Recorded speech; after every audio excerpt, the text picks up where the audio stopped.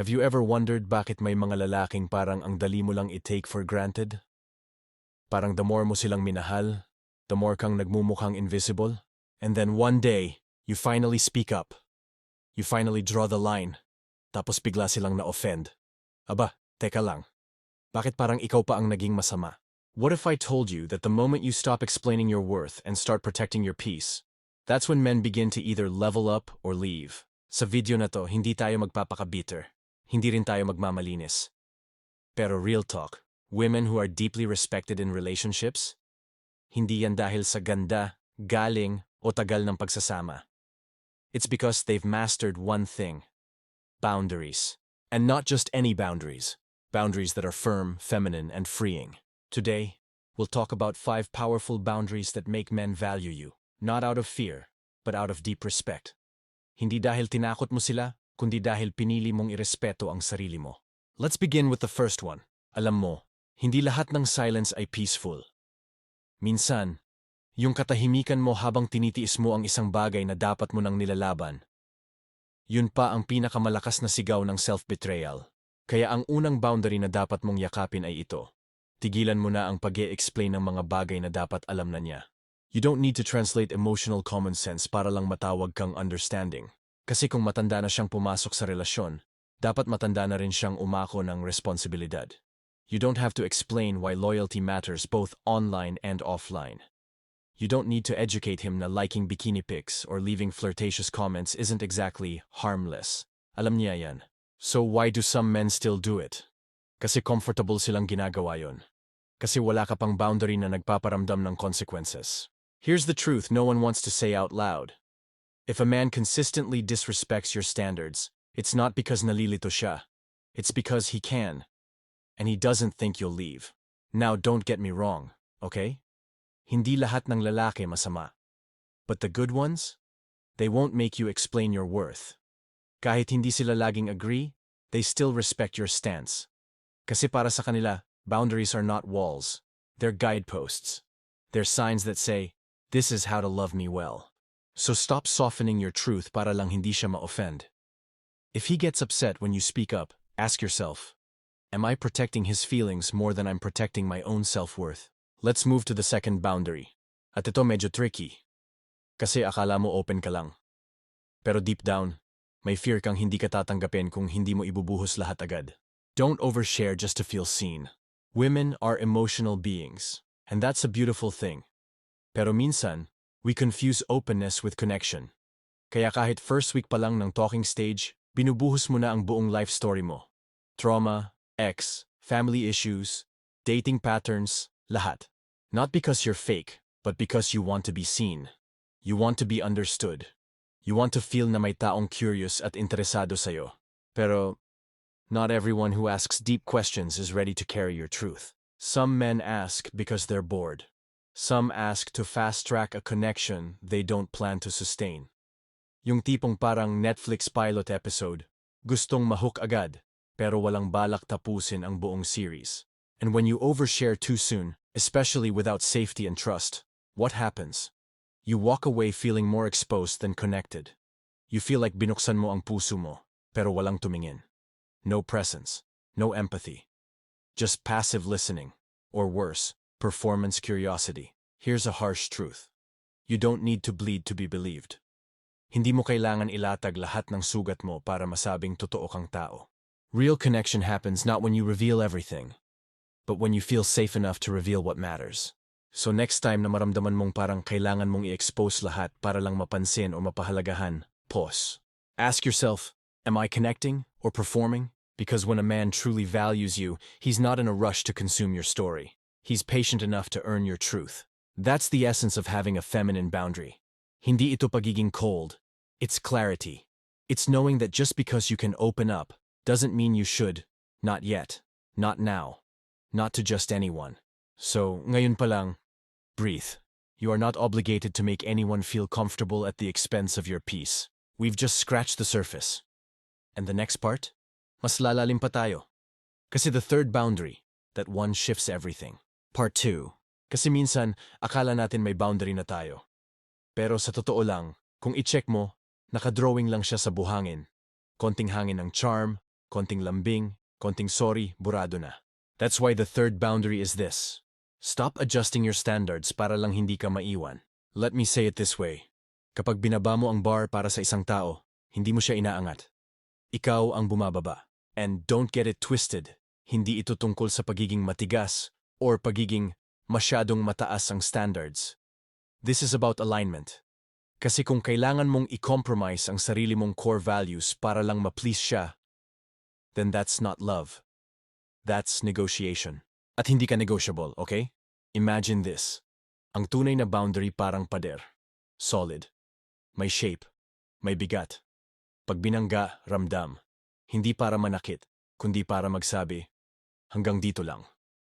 Not in a hostile way, pero sa dignified way. Pero kung yung boundary mo ay parang curtain, manipis, madaling silipan, madaling tabingin, then don't be surprised if he keeps stepping over it. Here's what a weak boundary looks like. Okay lang naman siguro na hindi niya ako i-message everyday. Busy siya eh. Baka ako lang to. Baka OA ako kaya ayokong magreklamo na hindi siya nagpaalam nung nagladlad ng stories kasama yung ex niya. See? Those thoughts? They're not you being chill. They're you abandoning your standard para lang hindi siya mainis. Or worse, mawala. Pero here's the irony. The more mo siyang pinapalusot, the more niyang nararamdaman na kaya kanyang lukuhin. Kasi every time na walang consequence sa ginawa niya, natututo siyang okay lang. You're not being kind. You're being a doormat. And the worst part, kahit na pinilit mong intindihin siya at ibaba ang expectation mo, umaalis pa rin siya. And now, what are you left with? Dalawang sugat. Heartbreak. And self-betrayal. So tell me, worth it ba? Because here's the truth. The man who is right for you, he doesn't mind the boundary. He respects it. He might even be drawn to it. Kasi sa mata ng isang lalaking may direksyon at dignidad, ang babaeng may malinaw na hangganan ay hindi mahirap, kundi mahalaga. So don't water yourself down just to keep someone who doesn't even value your full strength. You deserve to be loved in your wholeness, not your edited version. And that brings me to the fourth boundary. One that, honestly, ang dami pa ring babae ang hindi aware na sila mismo ang may control dito. You set the emotional tempo. Have you ever met a man na sobrang all-out sa simula? Yung parang fairy tale ang simula ng talking stage? Nagpaplano agad ng future, nagpaparamdam araw-araw, may pet name ka na by week 2? Tapos ikaw, dahil flattered ka, you match his energy. You match his pace. You think, wow, iba to, baka siya na nga. Pero ilang linggo lang, parang biglang nag-iba. Hindi na siya ganun ka-present. Hindi na siya ganun ka-sweet. Biglang may gap. Biglang may space. You start feeling confused, anxious. Parang nalulunod ka sa pace na hindi mo naman pinili.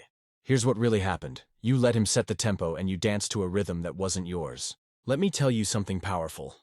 Just because he's intense doesn't mean he's intentional. Some men confuse excitement with depth. Yung iba, they mistake fantasy for connection. And when you match their rush, you accidentally send the message na, sige, kahit gaano kabilis mo akong gustong pasukin sa buhay mo, game ako. But you don't even know him yet. You have every right to slow things down, to pause, to say, hey, I like this, but I also want to be sure. Because anything real can handle a little stillness, a little breathing room. Hindi kailangang minamadali ang tunay. And if he gets bored, if he disappears the moment you stop entertaining the fantasy, then he was never there for the real thing. That's why setting the emotional tempo is a boundary of maturity. Hindi siya taktika. Hindi siya pa hard to get. It's saying, I want something solid. And that takes time. Kasi kahit gaano ka pa kakompatibale, kung laging minamadali ang connection, it will never have roots. And anything without roots gets blown away at the first sign of discomfort. So next time someone tries to sweep you off your feet too fast, don't just ask, where is this going? Ask, am I even ready to go there yet? Because when you own your tempo, you own your heart. And trust me, the right man will not pressure you to rush. He will thank you for the clarity. The next boundary, ito na talaga yung game changer. It's the one na maraming babae ang proud i-perform, pero bihira ang may lakas ng loob gawin ng totoo. Part 3. Okay, so far, napag-usapan na natin kung gaano kahalaga na tigilan ang pag-explain ng mga bagay na dapat basic na, yung hindi mo kailangang i-overshare para lang mapansin, at kung paanong dapat hindi mo i-adjust ang sarili mo para lang hindi siya umalis. We also talked about emotional tempo, na ikaw dapat ang may hawak, hindi siya. Now we've reached the final one. And this This one hits differently. Kasi madalas, ito yung ginagawa ng mga babae to feel strong. Pero in reality, it's a defense mechanism that slowly disconnects us from who we really are. So here's the last boundary. Stop performing strength just to feel safe. Alam mo yung pakiramdam na parang kailangan mong magpakakul lang? Yung tipong kahit nasasaktan ka na, pinipilit mong ngumiti at magkunwaring okay lang? Yung mindset na, dapat strong ako. Dapat hindi niya makita na affected ako. Dapat chill lang ako para hindi niya ako ma-take for granted? We've all been there. Lalo na kung galing ka na sa pain, sa heartbreak, or sa relationship na ikaw lagi ang humahabol. You start believing na the way to be respected is to appear untouchable. So you stay quiet when something bothers you. You brush it off kahit alam mong hindi ka komportable. You act unbothered kahit deep down may humihigpit na sa dibdib mo. Kasi ang mindset mo, kapag nag-react ako, baka isipin niya needy ako. Baka layuan niya ako. Baka iwan niya ako. But here's the problem. Pretending that you're okay doesn't build connection. It builds distance. And the more you hide what you feel, the more na hindi ka nakikilala bilang ikaw talaga. You're only showing the image of a woman who's easy to love, not the full, vibrant, vulnerable woman you really are. Real strength? Hindi yan yung hindi ka umiimik. Real strength is saying, that didn't sit right with me, even if natatakot kang baka ma-reject. Real strength is showing your truth, calmly, clearly, with self-respect, kahit may part sa'yo na gustong umiwas na lang sa conflict. Kasi the moment you deny how you feel, you start training the people around you to ignore your truth. And then you wonder, bakit parang hindi niya ako naiintindihan? Paano kanya maiintindihan kung lahat ng signal mo sinasabi, I'm good, chill lang, no problem here. You can't build a healthy relationship on top of silence, passivity, or fake strength. Connection requires truth. At ang totoo, hindi ka mahina kapag nagsabi ka ng nararamdaman mo. You are not too much for having emotions. You are not needy for having standards. You are not dramatic for speaking up.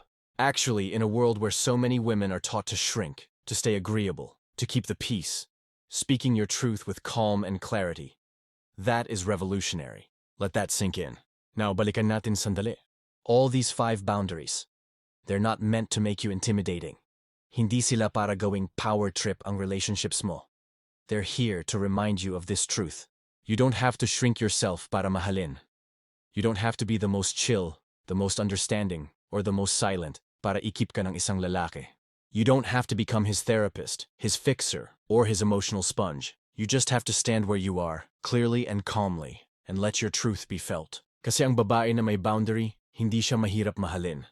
She's just harder to manipulate. And yes, some men will walk away when you start setting these limits. Pero tandaan mo, ang lalaking umaalis kapag tinataya mo na ang self-respect mo, hindi mo siya nawala. Niligtas mo ang sarili mo, so wag mong katakutan ang pagtayo sa boundary mo. Wag mong ikahiya na marunong ka nang magsabi ng hindi, na hindi ka na natatakot mawalan, na kaya mo nang i-hold ang discomfort ng pagiging misunderstood. All because you finally understand yourself. And if you're watching this right now, maybe you're tired. Maybe you've been giving too much, waiting too long, hoping someone will see your worth even when you weren't seeing it yourself. But let me tell you something from the heart. You are not broken. You are not too much. You are not unlovable. You are simply being called back to yourself. Back to the part of you na marunong tumayo sa gitna ng pain. Back to the woman na hindi kayang bilugin, hindi kayang paikutin, at lalong hindi kayang gamitin. Because that's what true love, the real kind, respects. Not performance, not perfection, but presence. So right now, if something inside you is whispering, enough na, listen to it. That's not weakness. That's wisdom. And if this video resonated with you, I'd love to hear from you. Share your thoughts in the comments. Ano ang boundary na pinaka-nag-resonate sa'yo? Ano ang natutunan mo sa sarili mo habang pinapakinggan to? And of course, kung gusto mong makasama pa ako sa ganitong mga real talk, kwentuhan, at lessons about love, life, and healing, don't forget to like, subscribe, and hit the notification bell para part 3 continuing. And of course, kung gusto mong makasama pa ako sa ganitong mga real talk, kwentuhan, at lessons about love, life, and healing, don't forget to like, subscribe, and hit the notification bell para tuloy-tuloy ang growth mo. Remember, boundaries are not about pushing people away. They're about protecting the peace that you worked so hard to build. So never be ashamed of the strength it takes to walk away, to say no, to speak up, to choose yourself. Kasi minsan, ang pinakaunang hakbang sa tunay na pagmamahal ay ang pagtigil sa pagtanggap ng mga bagay na hindi tunay na pag-ibig. And always remember, you don't need to be perfect to be respected. You just need to be honest with yourself first. I'm proud of you. Keep growing, keep rising, and never settle for less than love that feels like home.